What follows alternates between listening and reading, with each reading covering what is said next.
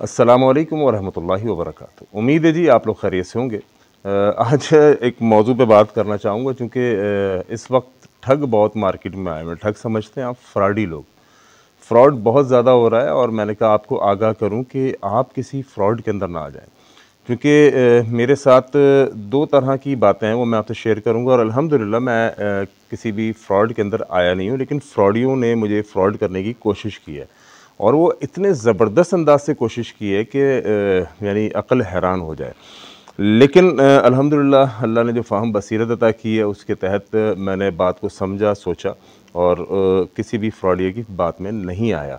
लेकिन बहुत सारे लोग आ जाते हैं और अपना बहुत सारा पैसा बर्बाद कर देते हैं और परेशान होते हैं, क्योंकि दौर जदीद हो रहा है तो फ्रॉड के तरीके भी जदीद हो रहे हैं। अच्छा, फ्रॉड में ज़्यादातर आता भी वो बंदा है जो फाइनेंशियली थोड़ा सा यानी कमज़ोर होता है, यानी उसके माली हालात दुरुस्त नहीं होते। वो बेचारा समझ रहा होता है कि ये बंदा मेरा हमदर्द है और हमदर्दी समेटते वो शख्स उसके साथ फ्रॉड कर देता है। अच्छा, वो पहले ही गरीब होता है और इस फ्रॉड की वजह से बेचारा मज़ीद परेशान हो जाता है। ज़्यादा फ्रॉडियों से बचिए। इसकी मैं आपको बताता हूँ कि किस किस तरह से फ्रॉड हो रहा है। जो मेरे अपने साथ हुआ वो मैं आपसे शेयर करता हूँ और एक दोस्त के साथ हुआ वो भी आपको बताता हूँ। लेकिन अल्हम्दुलिल्लाह दोस्त भी पढ़ा लिखा था, शऊर वाला आदमी था, वो भी इसके फ्रॉड से बच गया।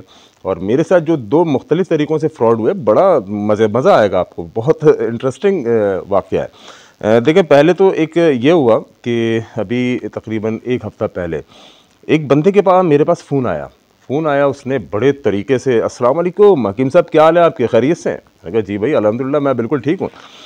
यानी इतने पुरतकल्लुफ़ अंदाज से वो कॉल थी कि जैसे मुझे लगे कि मेरा कोई करीबी जानने वाला है। मैंने कहा जी कौन? कह रहे जी डॉक्टर फ़लाँ बात कर रहा हूँ, फ़लाँ डॉक्टर, अपना नाम उसने लिया, नाम मुझे याद नहीं।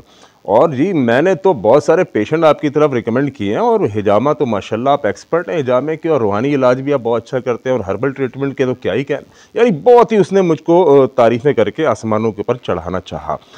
मैं थोड़ा सा मोहतात हुआ, लेकिन बहरहाल हर शख्स को अपनी तारीफ़ सुनना पसंद है, तो मैं भी खुश हो रहा था कि अच्छा चले, अच्छी बात है। इस बीच में उसने कहा कि जी मैंने बहुत सारे मरीज़ आपके पास भेजे हैं हिजामे के लिए, हकीमी अद्वियात के लिए। तो थोड़ा सा मेरे कान खड़े होना शुरू हो गए। वो इस वजह से क्योंकि अंग्रेज़ी जो दवाइयाँ हैं, ये एलोपैथिक जो डॉक्टर हैं, यानी जो एमबीबीएस जो डॉक्टर, वो तो हर्बल फील्ड को मानते ही कोई नहीं। इसी तरह हर्बल जो है उनको नहीं मानती, होम्योपैथिक, आपस में तज़ाद चलता है ना।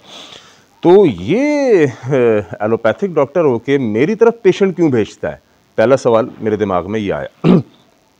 बहरहाल उसने कहा जी मैं बड़े हिजामे के लोग आपके पास मैंने भेजे हैं और आपकी दवाइयों में अल्लाह ने बड़ा असर रखा। मैंने कहा जी बहुत मशकूर हूँ आपका, बहुत शुक्रिया। आगे फरमाइए। कहने लगा कि मेरा एक मरीज़ है और बड़ा गरीब है बेचारा, बड़ा गरीब है और वो फैमिली एक्सीडेंट हुआ है, 3 लोग उसमें मर गए, 3 लोग उसमें मर गए। उसमें एक छोटी बच्ची है और एक माँ है और एक उसका बेटा, यानी 2 बड़े हैं, एक बच्ची है। मैंने कहा जी अल्लाह करीम उनकी मग़फ़िरत फरमाए, उनके दर्जात को बुलंद फरमाए। तो कहने लगा वो मरीज़ जो है काफ़ी अरसे तक मुझसे इलाज कराता रहा, बहुत अरसे तक वो मुझसे इलाज कराता रहा और मैं गरीब समझ के उसका मुफ्त में इलाज करता था। मैंने कहा ये तो आपने बहुत अच्छा काम किया। फिर वो कहने लगा कि अब चूँकि एक्सीडेंट हो गया, एक्सीडेंट में तीनों ही एक्सपायर हो गए, माँ, बेटा और वो छोटा जो बेटा था 2-3 साल का, वो तीनों एक्सपायर हो गए। और कफनाने के और दफनाने के पैसे नहीं है उनके पास, यानी उनकी फैमिली एकदम पुअर है। एक औरत घर के अंदर है, वो भी गरीब सी है, बस एक वाहिद वही है औरत बची है, बाकी तीनों एक्सपायर है। तो 2 बंदों के कफन दफन का इंतज़ाम हो गया, तो मासूम जो बच्चा है छोटा, उसके कफन दफन का इंतज़ाम नहीं हो पा रहा है क्योंकि गरीब लोग हैं। तो मैंने कहा भाईजान आपने जब पूरी ज़िंदगी उनका इलाज फ्री किया है तो आज कफन दफन भी उनका फ्री करें।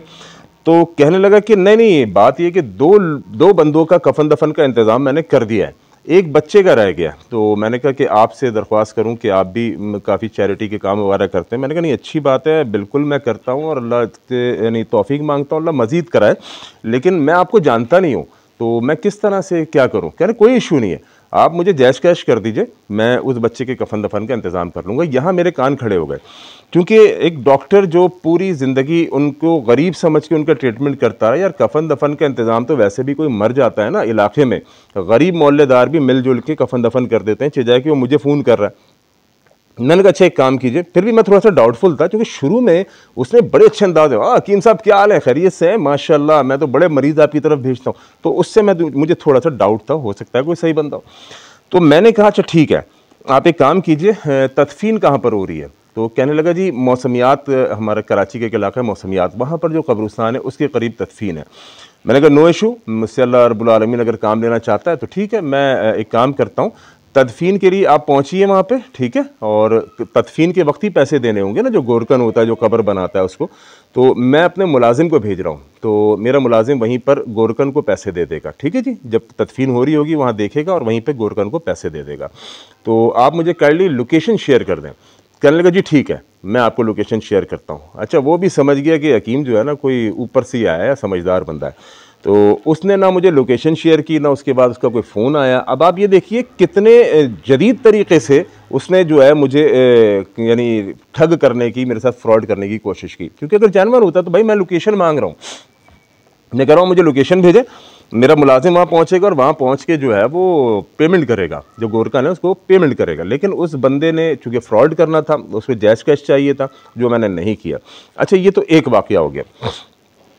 एक और मैं आपको बताता हूँ, मेरे पास फ़ोन आया, कोई आज से थोड़े अरसे पहले की बात है, मैं सोया हुआ था उस टाइम, फ़ोन आया, बंदे ने कहा जी हकीम साहब माशाल्लाह जी, आपकी दवा से तो हमें इतना फ़ायदा हुआ, अल्लाह ने हमको औलाद की नेमत अता की। मैंने कहा अच्छा माशाल्लाह जी, अल्लाह रब्बुल आलमीन ने आपके साथ फजल फरमा दिया। कहने लगा कि अब यह है कि मैं जो हूँ आपसे मिलना चाहता हूँ, ना सिर्फ मिलना चाहता हूँ बल्कि आपके लिए जो है ना वो कुछ तोहफ़ा ताइफ लाना चाहता हूँ। अच्छा, मैंने कहा जी बड़ी मेहरबानी है आपकी। कहने लगा कि मैं तोहफे में आपके लिए, हमारा चूँकि देही इलाका है, पंजाब का इलाका है, गांव देहात है, तो मैं आपके लिए जो है ना जनाब अली वो लाऊंगा, भैंस लाऊंगा और बकरी का बच्चा और एक दो बकरे अच्छी नस्ल के वो लाऊंगा, कुर्बानी करीब थी। और मैंने कहा यार हम शहर के रहने वाले लोग तेरी बकरी का और जो है वो भैंस का क्या करेंगे, हम तो यानी कहाँ बांध देंगे। कह रहे नहीं हकीम साहब आप उसको बेच दीजिएगा, जो भी करिएगा, मैंने नियत की थी कि अगर आपकी दवा से मुझे फ़ायदा हो गया तो मैं आपको ये भैंस और कुछ बकरे और बकरी के बच्चे वो तोहफे में दूंगा। मैंने कहा ठीक है भाई, आप तोहफ़ा दे दीजिए, मैंने जहन बना लिया, मैंने कहा ठीक है ये मैं बेच दूंगा। अच्छा, इतनी उसने अच्छे तरीके से बात की कि मुझे लगा वाक़ई नहीं तोहफ़ा लेकर आ रहा है। अच्छा, मैंने अपनी अहलिया से शेयर किया, मेरी अहलिया ने कहा अच्छा माशाल्लाह जी बड़ी बात है, भैंस की कीमत तो इतनी है, बकरे इतने हैं, वाह जी वाह, ज़बरदस्त हो गया। मैंने वाइफ को बोला, मैंने कहा देखो अभी तक वो देने की बात कर रहा है कि जी आपकी दवा से फ़ायदा हुआ, हमारी औलाद हो गई और हम आपको तोहफ़ा दे रहे हैं, हमने नियत की थी। मैंने कहा देखो अभी तक वो देने की बात कर रहे हैं, यानी मुझे देने की बात कर रहे हैं, ठीक है, तोहफ़ा।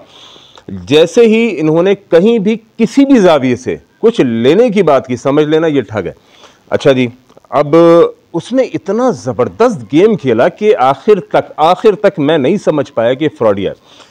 अब मामला चलता रहा जी, अगले दिन उसने कहा जी हमने भैंस लोड कर दिए, हमने बकरे लोड कर दिए और हम जो है ना वो निकल गए पंजाब से, ठीक है, तो आपके पास हम पहुंचेंगे और जो आपको तोहफ़ा देंगे और हम वापस चले जाएंगे। मैंने कहा यार आप आएंगे तो कुछ खाना छाना खाइएगा। कह रहे नहीं खाना नहीं, हम बस तोहफ़ा देने आ रहे हैं। मैंने कहा चलें ठीक है आप आ जाइए। यानी अभी तक मैं समझ नहीं पाया, अभी तक चूँकि वो देने की बात कर रहे हैं ना कि आपको तोहफ़ा देंगे।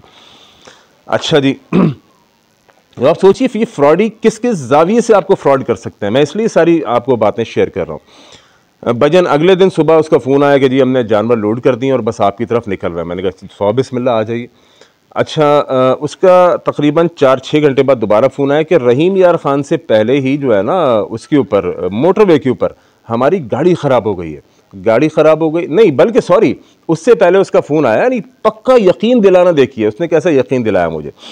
यानी उसने पहला फ़ोन किया जी हम निकल गए, दूसरा फ़ोन उसका 2-3 घंटे बाद आया जी हमें यहाँ पर मोटरवे के ऊपर पुलिस वालों ने, मोटरवे पुलिस ने रोक लिया है, काइंडली आप इनको बताइए कि जो है हम आपके पास आ रहे हैं, आपको अल्लाह ने नाम दिया है सोशल मीडिया और अच्छा मैंने ठीक है, मैंने कहा मेरी बात कराइए। उन्होंने जी पुलिस वालों से बात कराई, जो पुलिस वाले नहीं थे बल्कि उनके अपने ही लोग थे। मैंने कहा जी क्या मसला है। कहना जी कौन बात कर रहे हैं। मैंने कहा जी हकीम ज़ुबैर अब्बासी बात कर रहा हूँ। कहना अच्छा माशाल्लाह आपको तुमने सोशल मीडिया पे यहाँ दे। मैंने कहा जी फरमाइए। कहने लगे हकीम साहब आपका माल है, कन्फर्म है, ये आपका नंबर है। यानी आप देखिए कमाल उस बंदे का ना, टैलेंट देखिए उसका। मैंने कहा जी बिल्कुल मेरा है और ऐसा है ये। अच्छा ठीक है हकीम साहब आपका है तो हम छोड़ रहे हैं। अच्छा जनाब, और उसने मुझे यकीन दिलाया कि बाकायदा मोटरवे के ऊपर जो है वो जानवर मैं लेके निकल रहा हूँ और जानवरों की वजह से मुझे मोटरवे पे रोका। उसका जहन देखिए आप, कितना ज़बरदस्त तरीके से वो काम कर रहा था। भजन 3 से 4 घंटे के बाद उसकी कॉल आई और उसने कहा कि हकीम साहब गाड़ी का वो क्या होता है, यानी सस्पेंशन में होता है ना, वो नाम मेरे जहन से निकल रहा है, एक्सेल गाड़ी का एक्सेल टूट गया है ओवरलोड की वजह, क्योंकि भैंस भी लदी हुई है और 2-4 बकरे भी आपके लिए हमने डाले हुए हैं, तो गाड़ी का एक्सेल टूट गया है। मैंने कहा अच्छा, यहाँ से मेरा दिमाग फ़ौरन क्लिक कर गया। मैंने कहा फिर मैं क्या कर सकता हूँ? कह रहा हकीम साहब बात ये है कि जो है मैं घर से पैसे लाना भी भूल गया हूँ, तो ये मेरा जैज़ कैश अकाउंट है, काइंडली इस पे जो है ना कोई आप 10-12 हज़ार रुपये भेज दीजिए, तो मैं एक्सेल बनवा के कराची पहुँच के इंशाल्लाह ये कि मेरे पैसे उस वक्त तक आ जाएंगे, मैं आपको रिटर्न कर दूंगा। ओहो, मैंने कहा अब आया ना तू लाइन पे।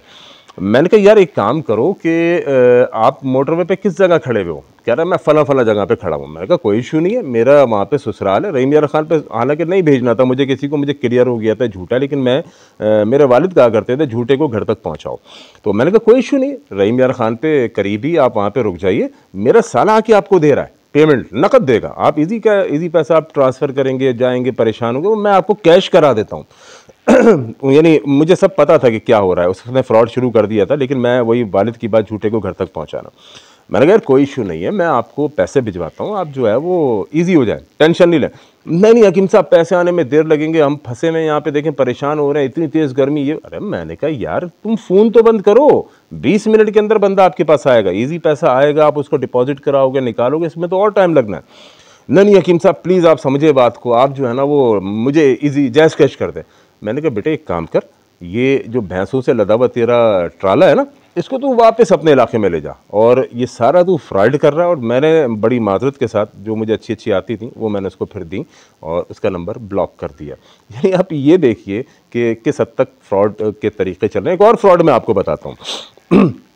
मेरे एक दोस्त हैं, बहुत अच्छे दोस्त हैं, उनके पास फ़ोन आया कि जी फ़लाँ पुलिस स्टेशन से हम बात कर रहे हैं और आपके भांजे को हमने गिरफ़्तार किया, फ़लाँ जुर्म के अंदर इसने फ़लाँ जो है वो क्राइम किया था, उसमें गिरफ़्तार किया, ये ले अपने भांजे से बात करें। अब उसने सिर्फ सेकंड्स के लिए किसी बंदे को फ़ोन दिया, छोटी उम्र का जो भांजा टाइप का जो बंदा हो, बच्चा हो, ओ उसको फ़ोन दिया, मामू मुझे बचा लो, मामू मुझे मार दे। अच्छा भाई, इतनी सी उसने खाली सेकंड की बात कराई जिससे बंदा कन्फ्यूज़ हो, अपने भांजे की आवाज़ तक ना समझ पाए। अब मेरे दोस्त ने कहा, क्योंकि मेरे दोस्त का भांजा उसकी पूरी यानी बहन बहन वो सारी अमेरिका में होती हैं, ठीक है, तो वो समझ गया। मेरे दोस्त ने कहा यार, जब पुलिस वाले ने फ़ोन पे कहा देख तेरे भांजे को इतना मारा है और ये किया, और अब ये मज़ीद इसको हम पिटाई लगाएंगे, इसने बड़ा जुर्म किया, नहीं तो आप पैसे ईजी पैसा करो। मेरे दोस्त सारी कहानी समझ चुका था, उससे उन्होंने सेकंडों की बात कराई भांजे से। वो कह रहा मुझे पता है मेरा भांजा अमेरिका में है और मेरी रात भी उससे बात हुई, कौन सी ऐसी फ़्लाइट है जो इतनी जल्दी पहुँचाएगी और पुलिस तक भी पहुँच। 12 दोस्त ने कहा यार आप एक काम कीजिए, कौन से थाने में? उसने कहा जी फला थाने में। उसने कहा यार इसको 2 डंडे मेरी तरफ से भी ज़रा ज़ोरदार से लगाओ और आइंदा के लिए बोलो आइंदा ऐसी एक्टिविटी ना करे, मैं पैसे नहीं दे रहा। ओ भाई वो समझ गया कि बंदा नहीं हमारी गिरफ्त में आ रहा। बताने का मकसद ये यार, अब देखें कैसे कैसे फ्रॉड के तरीके हैं, बस बच के रहिएगा भाई। छोटी छोटी लालच जो है ना वो फंसवा देती है, छोटी छोटी लालच वो फंसवा देती है। आपने किसी के भी यानी इसमें हनी ट्रैप में नहीं आना है, किसी के भी फ्रॉड में नहीं आना है, बच के रहिए, अपनी हलाल कमाई को बचा के रखिए, मेहनत करें, स्ट्रगल करें और जायज़ तरीके से पैसा कमाएं। शॉर्टकट के चक्कर में ना पड़ें कि प्राइस निकल गया, फला निकल गया, प्राइस बॉन्ड निकल गया, बेनज़ीर इनकम सपोर्ट, ये सब जाली धंधे, इसमें आप लोग फंस रहे। बिल्कुल बचिए, अल्लाह करीम हम सबकी जान माल ईमान की हिफाजत फरमाए।